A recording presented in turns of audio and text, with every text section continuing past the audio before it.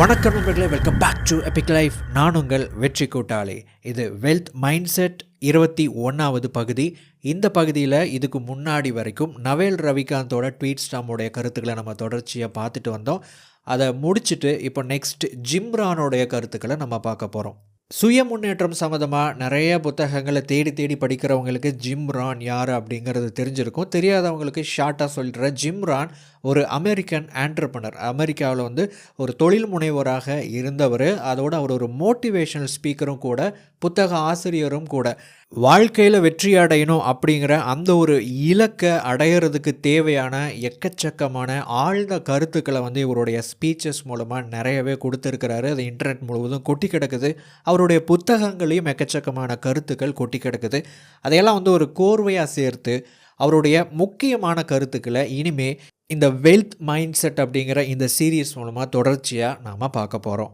சரி, இன்றைக்கான தலைப்பு என்ன அப்படின்னா 5 steps from average to extraordinary.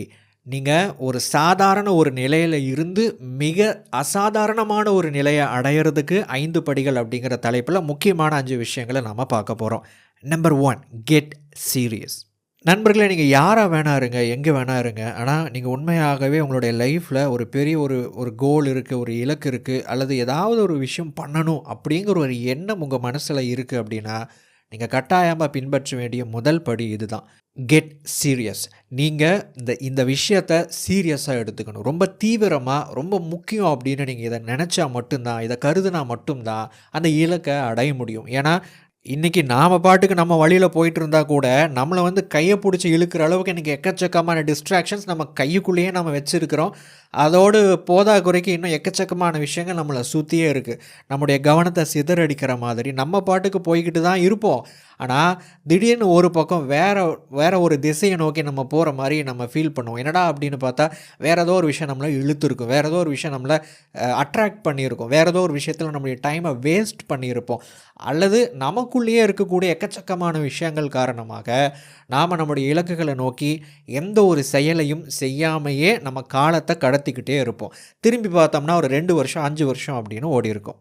அப்போ இத்தனை விஷயங்கள் நம்மளை சுற்றி நடந்துக்கிட்டு இருக்கும்போது நம்முடைய இலக்குகளை நோக்கி நம்ம பயணிக்கணும், அந்த இலக்குகளை அடையணும் அப்படின்னா நம்ம சீரியஸாக இருந்தால் மட்டும்தான் முடியும். சாதாரணமாக அசால்ட் ஆறுமுகம்ட்டு இருந்தோன்னு வச்சுக்கோங்களேன், அந்த இலக்கை அடையிறது ஒரு பெரும்பாடாகவே முடிஞ்சிடும். நண்பர்களே, நீங்கள் 2 விஷயத்தில் ரொம்ப ரொம்ப ரொம்ப ரொம்ப சீரியஸாக நீங்கள் கவனம் செலுத்தணும். அது என்ன அப்படின்னா, முதலாவது உங்களுடைய இலக்குகளை உருவாக்குறதுல நீங்கள் ரொம்ப சீரியஸாக இருக்கணும். முதல்ல நீங்கள் எங்கே போய் சேரணும், நீங்கள் என்ன மாதிரியான ஒரு இலக்கை அடையணும், என்னென்ன விஷயங்கள் நீங்கள் பண்ணணும்னு நீங்கள் நினைக்கிறீங்க, என்னென்ன மாதிரியான விஷயங்களை நீங்கள் அடையணும் அப்படின்னு நினைக்கிறீங்க, இது எல்லாம் முதல்ல நீங்கள் தீர்மானம் பண்ணணும். இந்த இலக்குகளை உருவாக்குறது அப்படிங்கிறது இன்னொரு விதத்தில் சொல்லலாமே, உங்களுடைய லைஃப்பை நீங்கள் டிசைன் பண்ணணும். நீங்கள் எப்படி வாழ போகிறீங்க, என்ன மாதிரி வாழ போகிறீங்க, என்னென்ன செயல்களை நீங்கள் செய்யணும் அப்படின்னு நீங்கள் விரும்புகிறீங்க அப்படிங்கிறது எல்லாம் உங்களுடைய இலக்குகள் எடுத்துக்கிட்டோம் அப்படின்னா இந்த மாதிரி உங்களுடைய லைஃப்பை நீங்கள் டிசைன் பண்ணணும்.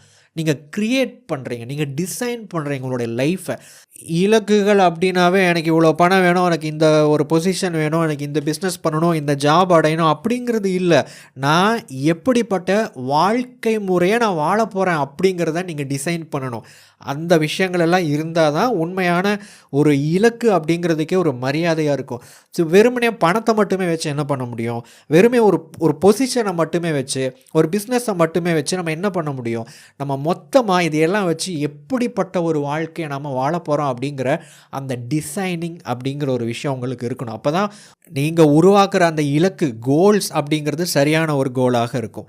2வது, நீங்கள் பர்சனல் டெவலப்மெண்ட் அப்படிங்கிற ஒரு விஷயத்தில் ரொம்ப சீரியஸாக இருக்கணும். அது என்னங்க பர்சனல் டெவலப்மெண்ட் அப்படின்னா, நீங்கள் உங்களை, அதாவது சுயத்தை, நீங்கள் தனிப்பட்ட ஒரு மனிதனாக உங்களை நீங்கள் வளர்த்து எடுக்கிற அந்த விஷயத்துக்கு பேர் தான் பர்சனல் டெவலப்மெண்ட் அப்படிங்கிறது.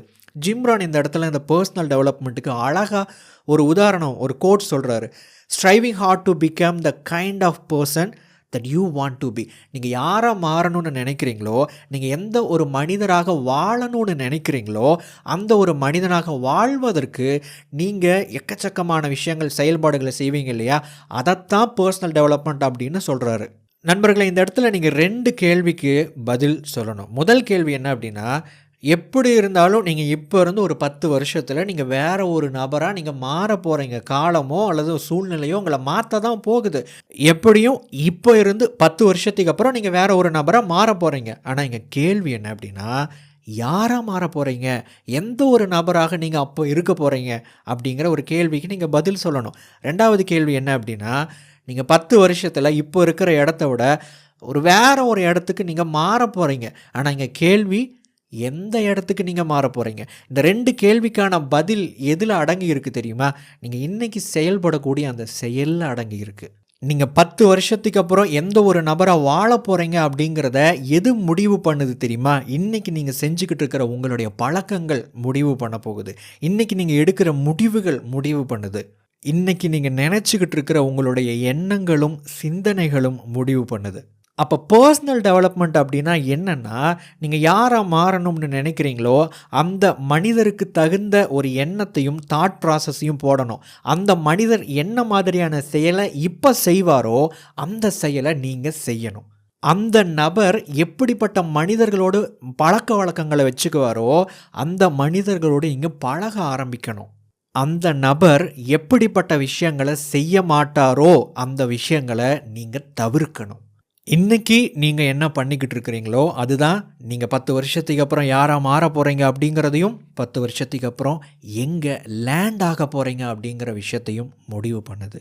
நண்பர்களே, இந்த தலைப்போட 2வது பாயிண்ட்டை அடுத்த வீடியோவில் பார்க்கலாம். ஏன்னா இதை ரொம்ப ஷார்ட்டாக முடிக்கணும், வீடியோவோட லென்த்தை கம்மி பண்ணணும் அப்படிங்கிறதுக்காக நான் சொல்ல வர கருத்துக்களை ரொம்ப பகுதியாக பாட்டாக பிரிக்க ஆரம்பிச்சிட்டேன்.